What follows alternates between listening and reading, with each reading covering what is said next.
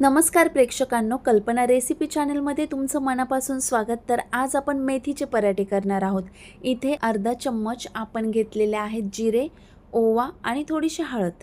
यानंतर आपण अद्रक टाकलेला आहे, लसूण सुद्धा घेतलेला आहे।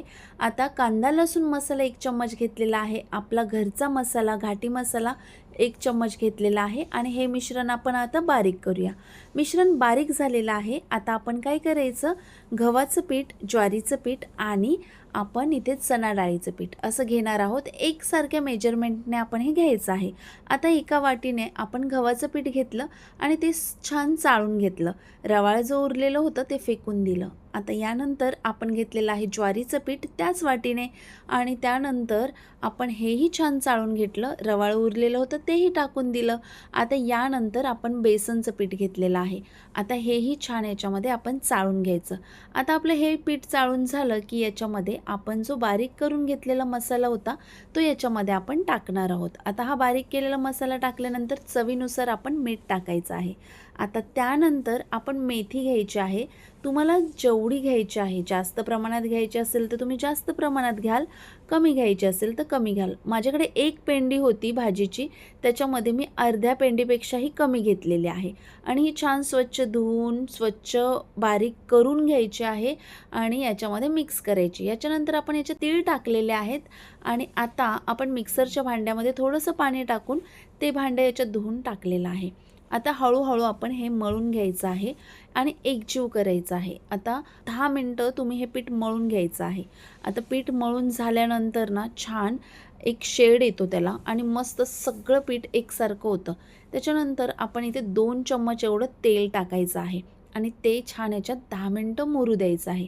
आता आपण गॅस चालू करायचा, त्यावर तवा ठेवायचा आणि आपण जे पीठ बनवलं होतं ना त्याचे गोळे करून घेणार आहोत। पण मी हे पराठे ना थोडं तूप लावून बनवणार आहे। त्यासाठी आता मी इथे तव्यावरती तूप वितळायला ठेवलं आणि थोडंसं हाताला लावून छान एकसारखे सगळे गोळे करून घेतलेले आहेत। आता इथे आपण ना 15 तरी पराठे बनवू शकतो। आता छान आहे ना मुरलेलं आहे पीठ आणि मस्त याचे गोळे बनतात। पहा बरं, आता मी एकसारखे सगळे गोळे करून घेतलेले आहे। 14 ते 15 गोळे नक्कीच होतात आणि 14 ते 15 पराठे आपल्याला बनवायला भेटतात एका वाटीने जर आपण मेजरमेंट घेतलं तरी। आणि मस्त पातळ लाटून घ्यायचे आहेत, गरज नाही की खूप जाड असले पाहिजेत। छान बनतात, आपण गव्हाच्या पिठाचा वापर केल्यामुळे ते मस्त चपातीसारखेच बनतात, आपल्याला काहीच प्रॉब्लेम येत नाही लाटताना। आणि लाटण्यासाठी आपण इथे पराठा लाटण्यासाठी आपण इथे घेतलेलं आहे गव्हाचं पीठ। तर तुम्ही ते गव्हाचं पीठ पण वापरू शकता किंवा तुम्हाला ज्वारीचं वापरायचं असेल तर ज्वारीचं सुद्धा वापरू शकता। पण गव्हाच्या पिठाने खूप सॉफ्ट येतात आणि ज्वारीच्या पिठाने कशा थोड्याशा कडक येऊ शकतात। मग आता ना सगळ्या आपण तव्यावरती ना थोडंसं तूप लावून घ्यायचं आणि यानंतर आपली बघा पराठा मस्त आपण लाटलेला आहे पातळ, तर तो याच्यावर टाकायचा आणि मस्त खमंग दोन्ही साईडून भाजून घ्यायचा। दोन्ही साईडून छान तूप लावायचं आणि मस्त ना हा पराठा आपण शेंगदाण्याच्या चटणीसोबत खाऊ शकतो किंवा टॅमॅटोच्या जी भाजी असते, कांदा टॅमॅटोची भाजी असते त्याच्यासोबत खाऊ शकतो, सॉससोबत खाऊ शकतो आणि दह्यासोबतसुद्धा खाऊ शकतो। तर अशा प्रकारे आज आपण शेंगदाण्याची सुद्धा चटणी बनवलेली आहे, त्याची रेसिपी मी वेगळी टाकणारच आहे। आणि ही रेसिपी तुम्हाला आवडली असेल पराठ्यांची तर नक्की सबस्क्राईब करा आणि एकदा नक्की करून पहा मेथीचे पराठे आणि तुम्हाला ते आवडतीलच याची मी खात्री देते।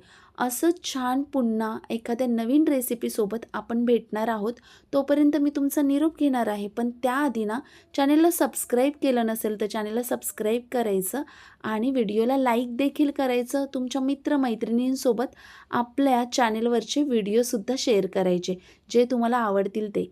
एकदा तुम्ही अशा पद्धतीने मेथीचा पराठा करून बघा आणि त्यानंतर मला सांगा की पराठा कसा झाला होता। कमेंट्समध्ये हेही सांगा की तुमच्याकडे अजून काही ॲड करतात का मेथीचा पराठा बनवताना। आणि नक्की आपण पुढच्या व्हिडिओसोबत भेटू, तोपर्यंत मी तुमचा निरोप घेते।